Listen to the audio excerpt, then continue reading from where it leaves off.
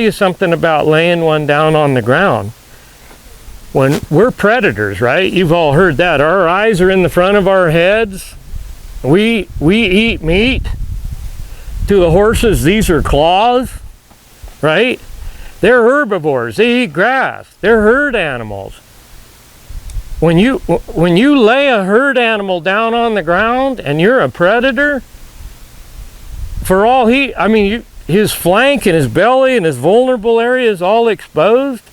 It's an extremely I'm done for type thing kind of to a horse. I guess what I'm trying to say is psychologically, when you lay one on the ground, that's pretty extreme in my book from a psychological standpoint. So there's a lot of people that are laying them on the ground to gain submission. I don't do that. I don't lay them on the ground to gain submission.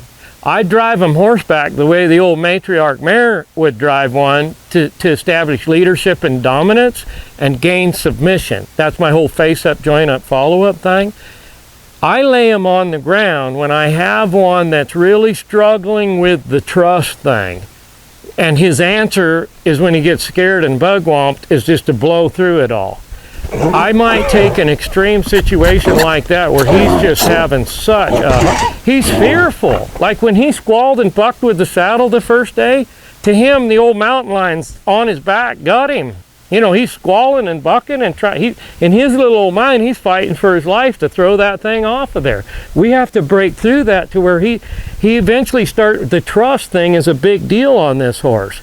Tony's just like work, hands all over him trying to, and look at that right there. Do you think that's a real, look at that follow up, and are we on the right path with a little bit of trust? So did anything we do really tarnish that, trying to have a good relationship? No, when I laid him on the ground, it wasn't submission. It was just to gain trust and acceptance, and also desensitization and familiarization. I'm up over the top of him.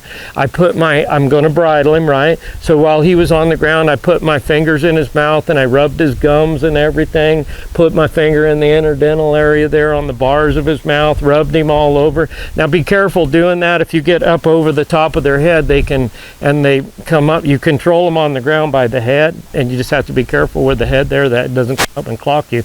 But it wasn't about submission, it was about trust, acceptance, sensitization, right on the heels of him hopefully learning that the answer with those back feet isn't to fight and blow through everything.